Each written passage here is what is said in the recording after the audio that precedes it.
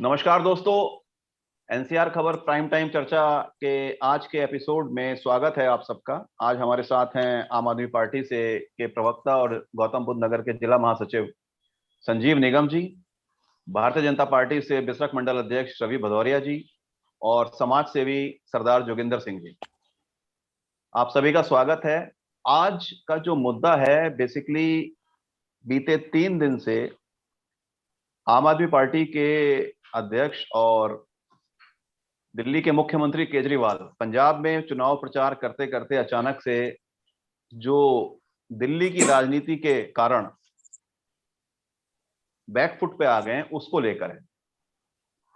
बीते 3 या 4 दिन पहले कुमार विश्वास का एक पुराना वीडियो वायरल हुआ जिसमें उन्होंने अरविंद केजरीवाल पर खालिस्तानियों को लेकर तमाम आरोप लगाए और उसके बाद पंजाब के मुख्यमंत्री चन्नी ने इस बात को लेकर एक इंक्वायरी की एप्लीकेशन सेंट्रल गवर्नमेंट को दी और अब गृह मंत्रालय ने भी कहा कि हम इसकी जांच करेंगे, जिसके बाद ये लग रहा है कि कहीं ना कहीं अरविंद केजरीवाल अब दिल्ली की राजनीति में फंसते जा रहे हैं, क्योंकि चुनाव के साथ साथ बीते 15 दिन से अरविंद केजरीवाल के घर के पास आंगनवाड़ी कार्यकर्ताओं की का भी एक धरना चल रहा है, जिस पर आम आदमी पार्टी कोई एक्शन नहीं ले रही है।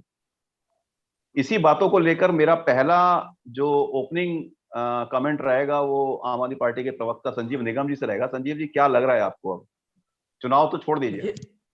देखिए आशु जी, आपने दो बातें कही हैं। पहली बात तो पंजाब में जो चुनाव चल रहा है उसके बारे में बता दो। बहुत बढ़िया चुनाव चल रहा है पंजाब में और आम आदमी पार्टी वहां सरकार बनाने जा रही है। लोगों की आस्था, लोगों का प्यार, लोगों का स्नेह आम आदमी पार्टी के प्रति, अरविंद केजरीवाल के प्रति दिनों दिन बढ़ता जा रहा है।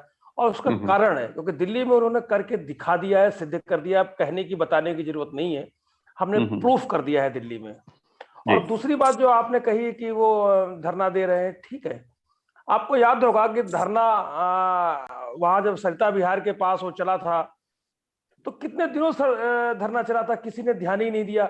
ये किसानों का आंदोलन कितने, जब हमने कहा था हमारी पार्टी में मैं रोक रहा हूं आपको संजीव जी, क्या आप ये कह रहे हैं कि आप भी इस धरने पर ध्यान नहीं दे रहे हैं? कह लेने दीजिए कि किसानों का आंदोलन जब चला था तो हमारे सारे नेता जितने हैं सबने उस बात को सराहा था कि ये जो धरना दिया जा रहा है ये सही बातों को लेकर के धरना दिया जा रहा है, इस पर ध्यान देना चाहिए। और आखिरकार देर सवेर सही केंद्र की सरकार को वो जो कानून बनाए थे वो वापस लेने पड़े।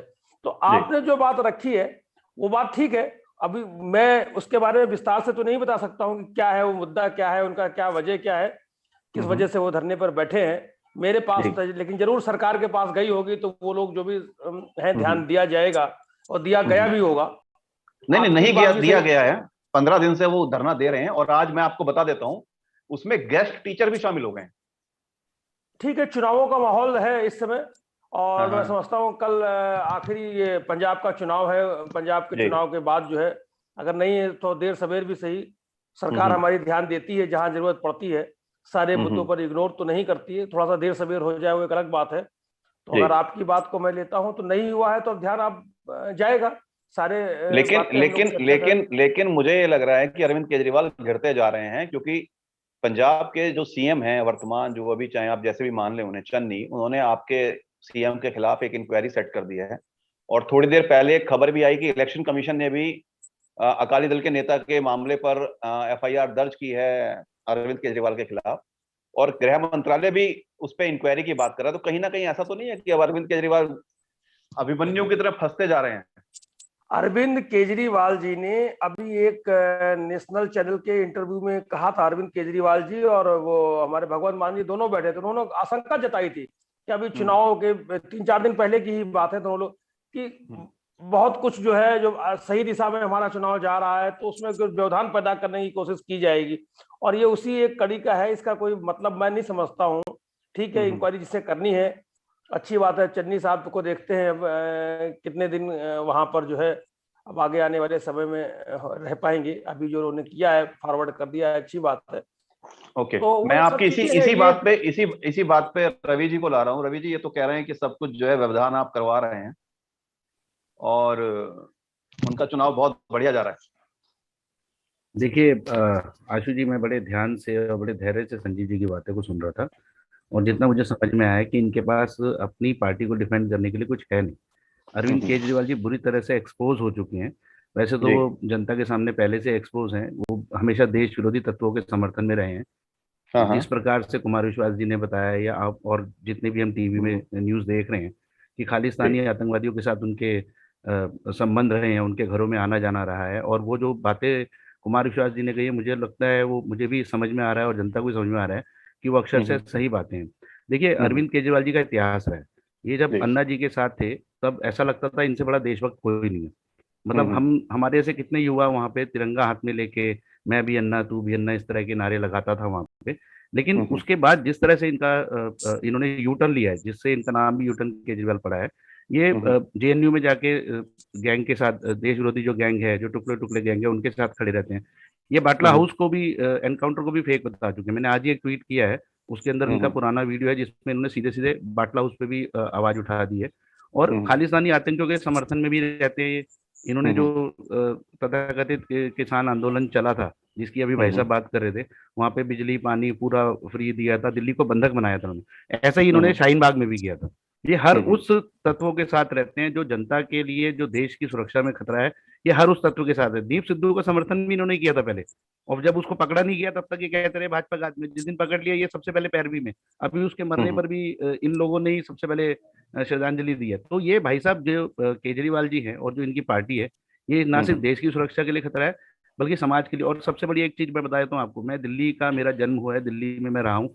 अभी 4 साल हम्म। पहले मैं यहाँ आया हूँ, जो मुझे पार्टी ने कार्य दिया।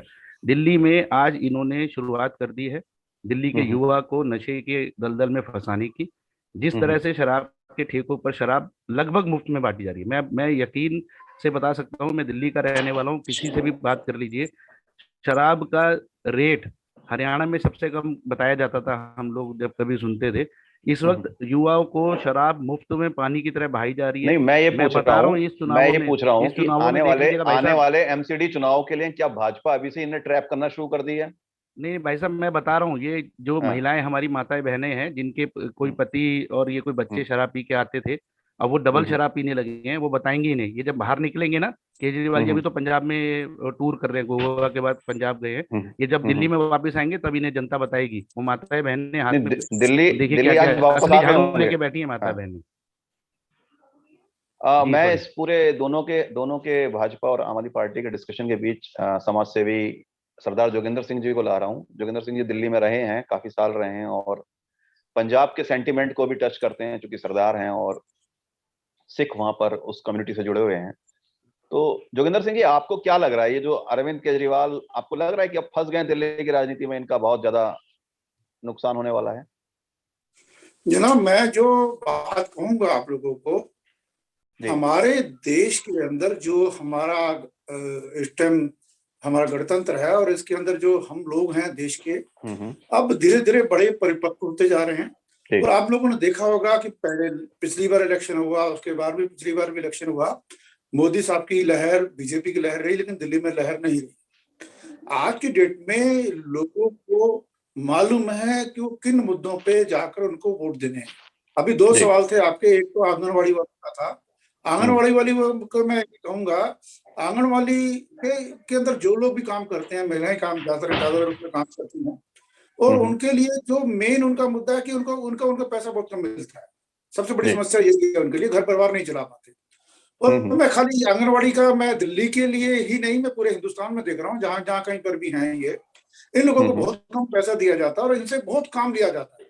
मतलब जो हम सी कैटेगरी का, जिसका हम एम्प्लॉय बोलते हैं, क्लर्क लेवल के एम्प्लॉय होते हैं, उस लेवल का भी इनसे काम लिया जाता है। इनको इलेक्शन के टाइम बीएलओ बना दिया जाता है। कहीं सेंसस हो रहा है, वहां घरों में डाटा लेने जाते हैं। कहीं पोलियो ड्रॉप है तो ये घर में देने जाते हैं। मतलब इतना कैड़ा काम लिया जाता है इन लोगों से, और उसके बदले में इनको पैसा बहुत कम दिया जाता है, जिसको खाली दिल्ली की सरकार ही नहीं, मैं पूरे देश के अंदर केंद्र सरकार को बोलूंगा, लेकिन सरदार जी, दिल्ली में ही इतना बड़ा आंदोलन हो रहा है, और जो वीडियो क्लिप्स आ रही हैं जी, आम आदमी पार्टी के मुख्यमंत्री के घर के बाहर से, जिसमें बैठी हुई हैं सैकड़ों जी, महिलाएं, और हल्ला बोल चल रहा है, जी, तो ये जी, जी, लग रहा है कि इस बार अरविंद केजरीवाल, जो धरना किंग खुद हैं, उनके खिलाफ धरने शुरू हो गए हैं, तो माहौल बिगड़ रहा है और फंस गए मैं हैं। आपसे एक बात कहूँ, सुनिए, माफ करिएगा मेरी इस बात को। मैं बड़ा परिपक्व होकर इस बात में बोलूंगा, क्योंकि मैं सारी चीजों को बड़े ढंग से स्टडी करता हूँ और काफी हद तक कई दफा मैं लेख भी लिखता हूँ तो बड़े सख्त होते हैं। कई दफा लोग मुझे बोलते हैं पैसा क्यों लिख रहा है, तो कल को तेरे पे कोई कार्रवाई हो जाएगी। लेकिन क्या है, हम समाज में हैं, मेरी उम्र तो 60 साल की हो गई, मैंने जीवन जी लिया, अब हम समाज को कुछ है। तो ऐसी स्थिति में बोलूंगा जो आज धरने हो रहे हैं आंगनबाड़ी के लिए, मैं धरनों के मुद्दों के साथ हूँ, लेकिन समय जो है आज धरने का इलेक्शन पीरियड में जान के चुना गया कि जिसको हम राजनीति बोल सकते हैं, नंबर 1। अच्छा, मैं इसी मुद्दे को इसी खत्म करता हूँ। और दूसरा, मैं जो बात कही, मैं कुमार विश्वास जी वाली बात की मैं ऊपर भी आऊंगा।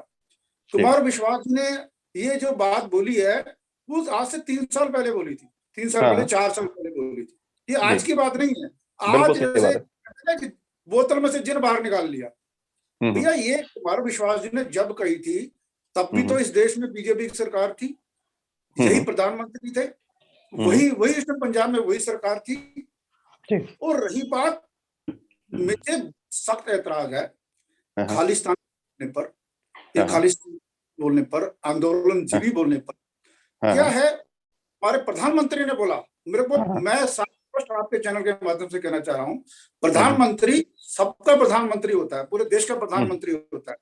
वो किसी एक जिले का या एक स्टेट का प्रधानमंत्री नहीं है, पूरे देश को। सारे लोग, हमारे यहाँ से देश में से कितने लोगों ने खालिस्तान की डिमांड की या कितने सिख डिमांड करते हैं?